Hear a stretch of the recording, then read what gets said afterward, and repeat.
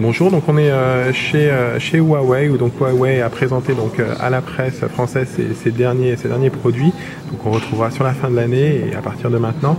Et on va vous présenter notamment donc le nouveau flagship de la marque, le A5 D1 Quad XL, un produit qui a été présenté à Barcelone et donc qui va être commercialisé très prochainement.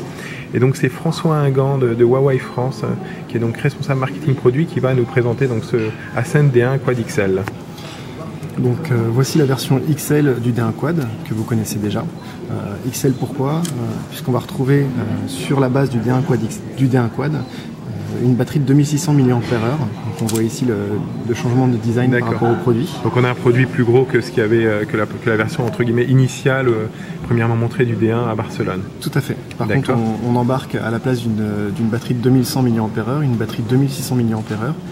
Qui va permettre d'ajouter à la performance démontrée du D1 Quad une autonomie qui est conséquente puisqu'on parle aujourd'hui de 15 heures d'autonomie en appel.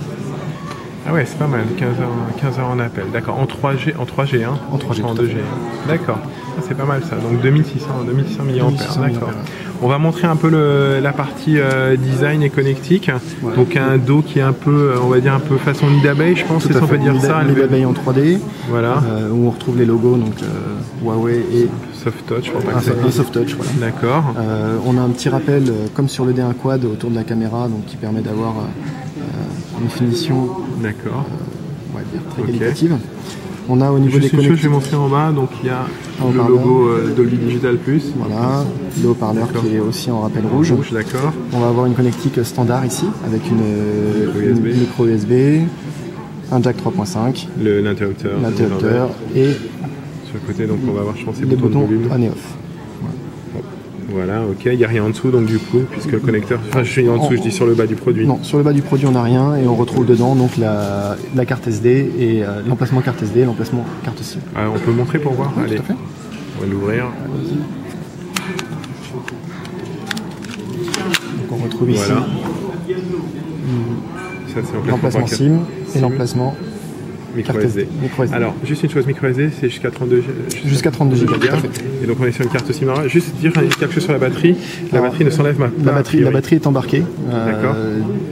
Pour la rigidité du produit et aussi pour le design, pour gagner de la finesse, en embarquant quand même une batterie de 2600 mAh. D'accord, donc on ne peut pas l'enlever. Est-ce que si jamais une fois que la batterie sera usée, est-ce que vous aurez un service après-vente qui pourra la changer? Alors on a un service après-vente en France, on utilise les mêmes que beaucoup de nos compétiteurs. D'accord. Et il n'y aura pas de problème. Ok, très bien. Donc on pourra changer la batterie quand elle sera usée. D'accord. Je parle ça parce qu'on parle beaucoup en ce moment d'obsolescence programmée. Donc c'est juste pour le produit blanc, mais c'est pas notre cas. Voilà, exactement. D'accord. Donc on a fait le tour un peu du design. Juste une chose, qu'est-ce qu'on a comme épaisseur du téléphone? Alors sur l'épaisseur, on a un peu plus de 11 mm. D'accord, ok, très bien. Qui correspondait à l'épaisseur de l'arrière du D1 Quad. D'accord. Et au niveau poids, on est à combien? Au niveau poids, je ne l'ai plus précisément. Une petite colle. Une petite colle. Je vais prendre en main, à mon avis. Je dirais 140 grammes. Ouais, c'est ce que j'allais dire, 140. Très bien. Donc on a parlé design, parlons maintenant caractéristiques. Alors commençons par l'écran. Alors l'écran, on est sur un écran 4,5 pouces avec une résolution de 1280 par 720 pixels. D'accord. Cet écran, il est IPS+. Alors pourquoi IPS+? Pour je ne sais pas si on arrive à voir au niveau des angles de vision. Et surtout au niveau des angles de vision. Ça a l'air pas mal en photo. D'accord, ok. Effectivement. D'accord. Dedans, donc, ce téléphone est le premier alimenté par un chipset donc, de fabrication maison, donc, qui est un quad-core de 1,4 GHz. Et ça permet de faire tourner. Donc quad-core quadricœur, 1,4 GHz, d'accord. Qu'est-ce qu'il y a comme coprocesseur graphique, vous savez ou pas? Alors dessus, j'ai pas précisément les caractéristiques du processeur. Je sais que chaque corps est alimenté par 4 puces graphiques. 4 GNU, donc on a 16 GPU, d'accord. 4 GNU et 16 GPU. Si d'accord, ok. Pas de bêtises. Ok, donc un GNU et 4 GPU par cœur. Tout à fait.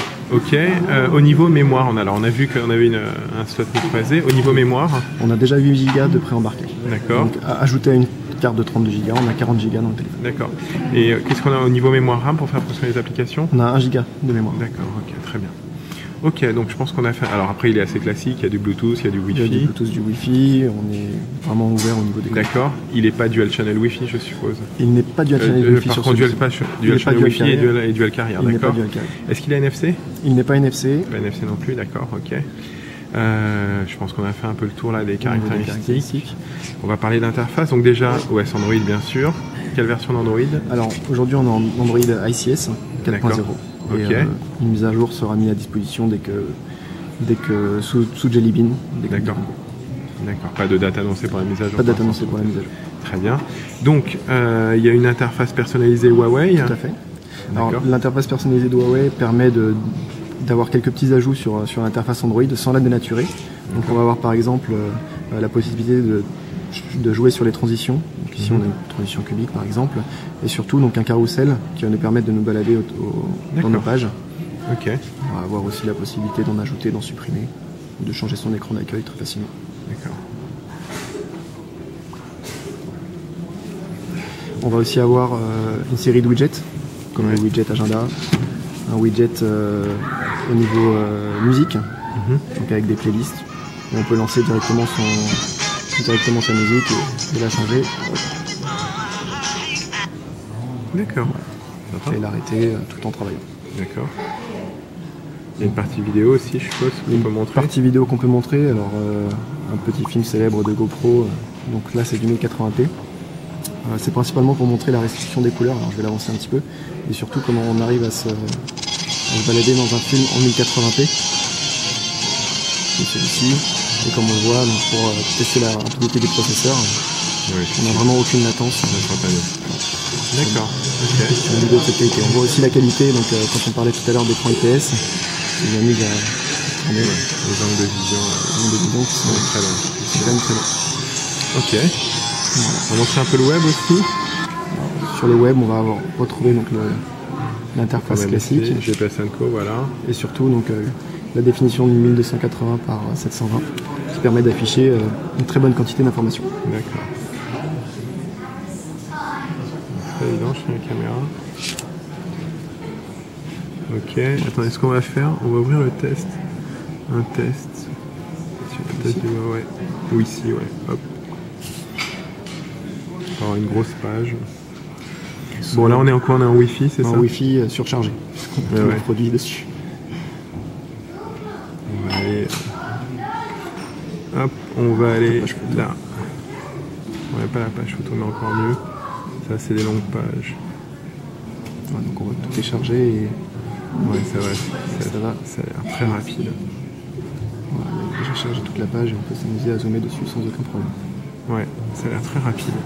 C'est impressionnant, ouais. Oui, non, je dis ça a l'air parce que j'ai pas de référentiel pour comparer dans les mêmes conditions, d'accord. Juste dire aussi que les boutons sont entièrement tactiles ici en bas. Les boutons sont entièrement tactiles en dehors de l'écran. Ok, juste aussi pour donner une petite comparaison, même si l'écran n'est pas la même taille, je vais essayer de les mettre côte à côte. Voilà. Donc à côté on a un HTC One X, donc un écran plus grand à 4,7, mais qui est plus large.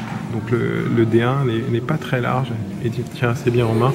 Et il est un peu moins, mais surtout moins large, ce qui favorise la prise en main. D'accord. François, je pense qu'on a fait le tour de ce Ascend D1. Merci. Quand est-ce qu'il sera disponible? Alors, il sera disponible pour la fin d'année. D'accord. En France. D'accord. Dans un réseau, chez un partenaire. D'accord. Qui est The Phone House. Et à quel prix? Ok, alors moi je vais dire ce qu'on nous l'a dit lors de la conférence de presse. Le prix annoncé c'est 449 €, prix public hors abonnement, ce qui est pas mal. Les concurrents, donc qui sont ce qu'on a montré tout à l'heure, HTC One X et Galaxy S3 sont un peu plus chers. Et on pourra peut-être penser que le prix baissera aussi. Et donc la disponibilité qui nous a été annoncée lors de la conférence de presse, c'est le mois de novembre. Voilà, donc un produit assez intéressant, une bonne alternative Galaxy S3 HTC One X. Et écoutez, si vous voulez en savoir plus, je vous invite à nous retrouver sur GPS & Co, www.gpsndco.com. Il y aura un lien direct depuis la vidéo YouTube vers le site GPS & Co. Et abonnez-vous à notre chaîne YouTube GPS & Co. On a plein de nouvelles vidéos high-tech, plein de nouveaux tests qui arrivent régulièrement. Merci, à bientôt.